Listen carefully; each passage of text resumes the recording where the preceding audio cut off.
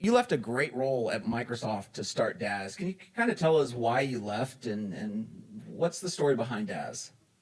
Yeah, so I was a GM Cloud Security at Microsoft and was one of the people who kind of built the security stack all the way from EMSE5 to Azure Defender, Azure Sentinel, all that.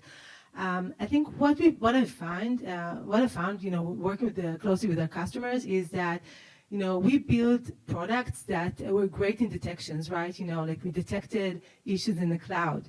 But our customers really struggled with prioritizing and fixing them because the problem is that security actually is kind of divided between engineering and security teams when you work about cloud. So we just found that there's a big opportunity to actually, in a way, solve a big problem, which is the remediation. And this is kind of why we left and started Dazz. So I will ask, it's not really a product pitch here, but I'm happy that, Mike, if you can share more as a customer, like what's the main use case or how are you using Dazz with Abnormal? Yeah, so as a product company, as a SaaS provider, it's important because, we have a lot of challenges. And one of those things is we want to make sure that we're taking vulnerabilities serious, we're remediating them in a timely manner.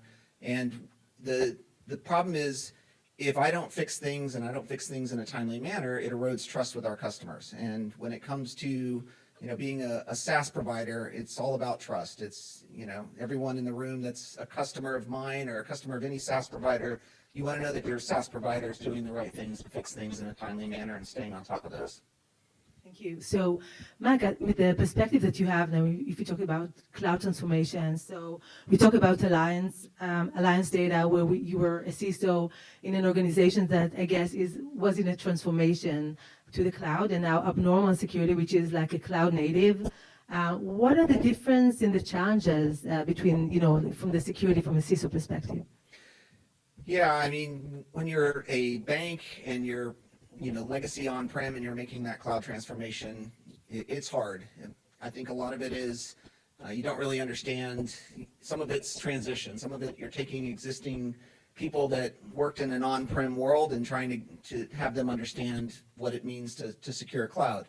A lot of it does translate, and a lot of it doesn't. A lot of it's a new mindset. Going to Abnormal, where 100% cloud native, there are some challenges I don't have to mess with. I don't have to worry about my engineering or my security staff understanding what it means to secure the cloud. But there's also other challenges. And part of those challenges, speed and velocity, that's one of our core values. And our customers expect things to be new product enhancements, new functionality. It's all about getting it out the door. It's complex. There's a lot of complexities in our environment that I didn't have at the bank. And then the other thing is growth. When I started 2 years ago, we were probably about 100 people and a much smaller organization. And over the last 2 years, we're now 600 people, where we've doubled in size each of the 2 years I've been here. And so as we grow, there's some growing pains with that rapid hyper growth in the organization. So I guess, and that's a good perspective from a technology company. I'm curious, what are you seeing from some of your other customers that may be in more traditional businesses and industries? Yeah, so, when I look at the challenges that we see, I think, first of all, even, being at Microsoft and looking at the cloud providers, AWS, Azure, GCP, the teams release features like every year, there are tons of features, right? And then the attack surface grows, right? Because you need to know what it's new risk. And second thing that we see is, with the democratization of engineering, again, it's not with all of organizations. Some organizations really try to kind of control the engineering and, put them on one pipeline and all that, but the majority couldn't. The majority has to manage like a democratized environment where engineering can, infrastructure as code, they deploy infrastructure to the production environment, they choose their own tooling, they build their own pipelines, and then the visibility is really kind of is almost impossible to have, right? You need to have end-to-end visibility from code to prod, and where do you get that? And third, and I think is even kind of more intriguing, one of our customers, Takeda, it's a big pharmaceutical company, for Global 500. they wanted to kind of commit to moving to the cloud completely in 5 years. And then when they started and they moved applications to the cloud, they just and deployed all the security tools, right? That's one thing that the security teams do is just buying a lot of tools, plugging them in, and then they just figure out, like 6 million alerts across the environment. So they had to stop and see, where it's coming from. How do you remediate, 6 million alerts, right? So these kind of problems that we find, like in organizations that are kind of like overwhelmed with the amount of issues, and obviously for us, that's kind of like what we come and help them with, but that's kind of slowing it down sometimes, the transformation for these kind of organizations. When we look, more, at the backlog of issues, so it's not only coming from like the bigger kind of organizations that are transforming to the cloud, like cloud native, companies. They also, you move faster, you deploy faster to the cloud, and then the backlog of issues is just growing again. Like we're talking about the risk where you have the backlog, but attacks in the cloud are super fast. We see that's a big trend. Instead of like weeks and months of it takes to breach an open environment, in the cloud it's actually going down to just a few days and sometimes even just a few hours. So this is kind of what we see on the risk and the challenges that organizations have across the different verticals. So Mike, just from we talked about the friction, right? We talked about engineering friction with security. So like what's your strategy of working with the dev teams? Yeah, and I think this really translates both in a cloud native technology company and even in financial services and probably most organizations. I think it's critical that the security team has a collaborative partnership with the engineering team and the developers. We often assume, why isn't everybody security minded? And I would say all of my engineers and developers know and understand that security is important. They're very knowledgeable when it comes to what it means to secure the cloud environment. But at the same time, their primary goal is pushing code out, pushing new features out. And so they need some help. They need some consulting. They need somebody to kind of help navigate and prioritize. And so I think that's part of the big thing from my team and why a solution like Dazz has been very helpful for us. It kind of helps cut through the noise. It provides kind of that magnifying glass on where they need to go focus their time and effort when it comes to fixing cloud vulnerabilities, what to prioritize, what to put on the side. And it's not as critical to the organization to fix this one today, but here are the 5 things you need to go address today. And that's been really helpful. It's also been helpful to kind of help them, point them to the right answers and show them exactly, not just, hey, go fix this, but hey, go fix this and here's some more information on how to make that better.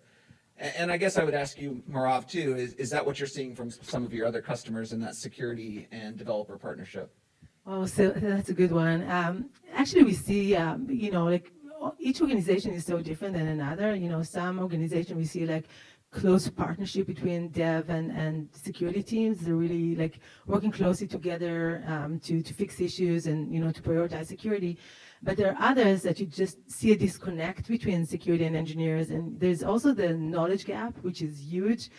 Just imagine, just thinking about, a small security team, right, that needs to chase huge app dev teams, and that are using a variety of maybe like, multi-cloud environments and Terraform and CloudFormation, whatever, and they need to chase all these technologies down. And, whereas, by the way, if you look from the engineer perspective, they just have their own app to develop, but security needs to do all of that.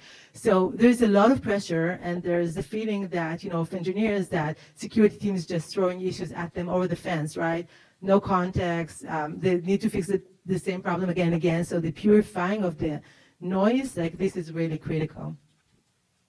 So like if you look, we talk about, the economic downturn a little bit, like, we're all experiencing that to different levels. So how does that impact your decisions or your thinking about security and working with your engineering teams? Well, I guess first and foremost, the bad guys, they're not taking a break because of economic downturn.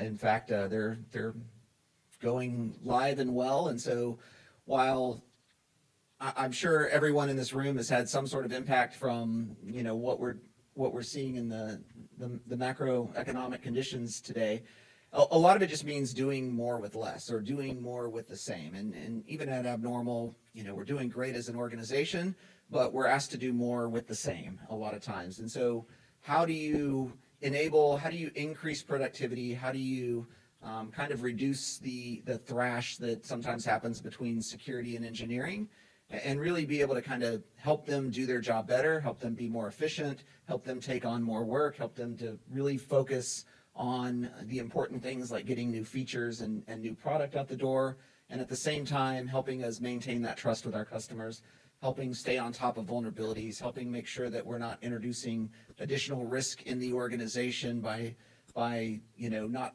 losing focus of what's important from a cloud vulnerability perspective. Yeah, I mean, just the perspective that I have in the market, and really just putting that aside, is that we see some pressure on security organizations to be more to make the right decisions about the security stack. You cannot just continue buying more and more tools, deploying more and more tools. And so we do see consolidation, we do see platform plays, we do see that you want to get more for less. That's from the industry kind of perspective, which is important. I mean, even for startups, it's important to realize that you need to solve a big problem, and you need to make sure that you don't need 3 other tools around you just to make it happen, right? That's one thing. Second thing that we see, that even in cases where the security budgets are not shrink, nobody really feels comfortable saying like, you're cutting our budgets. But the engineering sometimes are under pressure. They need to deliver more with less, right? So the problem just shifts to them, and we really need to think about how we help the infrastructure engineers and the developers to simplify security for them, so they're part of the effort, because they just cannot spend too much time on doing that. So that's definitely looking at, again, security products need to be more thinking about ROI, thinking about efficiencies, right, across the board. That's another thing that, again, if there are anybody from startups here, just to take that into consideration, it's important to just make it work for the CISOs. Mike, when we think about, like your perspectives about, the bigger and the smaller organizations, so what is the right time to deploy a solution like Dazz that kind of like help remediate issues across security and dev teams? Yeah, I would say, from my perspective, if you're using multiple products, if you're using a code scanning tool, if you're using something like GitLabs or GitHub, and you're using multiple things, including cloud security posture management, just being able to pull all those into a single pane of glass, just being able to really cut out the noise and dedupe some of the findings that you're seeing, I think that's the right time to bring in a solution like Dazz, because it really helps kind of focus. I don't want my engineers, I don't want my security team having to go to 5 different places to look for things. I want to be able to say, okay, this is covered over here, so we don't have to worry about these alerts over here. I want to be able to close something off in one place and have it trickle down to the other systems. And so, honestly, I think earlier on in the journey, if it's not one of these things of, I need to go mature my cloud security program, then I can look for opportunities to bring in a solution like a Dazz. To me, I think it makes a lot of sense to do that early on in the journey. It'll save you a lot of time. It'll help streamline your processes up front. And kind of last question is like, what are your goals for 2023? You can also share what technologies you're looking at.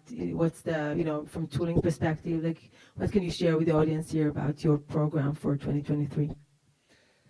Yeah, and alluding back to what we talked about, tough economic times, I think it's important when I look at the security solutions I use today and what I'm looking at in my roadmap. I want to work with partners. I want to work with vendors that, one, take cloud security serious, but I also want to work with partners that are willing to listen to my feedback. It's one thing going from a large Fortune 500 company where I kind of have a little bit more weight to a much more nimble, smaller startup, but I want my vendors, I want my solution providers to treat me like I'm a valuable voice. I want them to listen to what I have to say on how to make the product better. I want them to take my feedback. I want a solution that's going to grow with us as we grow, versus something that's great this year and I've outgrown it because either we've introduced additional technology that they don't support integrations with. I want it to be a longer term commitment where or a longer term relationship where we grow together and it's beneficial to both of us. It's not a one-way relationship, but we continue to see increased value day in and day out with our relationship with our vendors. And if I ask you, what's the one thing from roadmap perspective that you want us to do next year? Well, I would say, continued focus. Things like runtime security are important to us. The additional integrations as we introduce more into our security stack, the ability to do that automation and really be able to streamline from start to finish, being able to identify quickly who owns the problem to fix it. That's been really a beneficial aspect of Dazz. Is sometimes it's hard. Some of the weight, some of the length of time to fix things is trying to track down who the actual person is that needs to fix it. And things like that really have been helpful and beneficial to us. Thank you. Thank you for having me. Thank you, everybody. Thank you.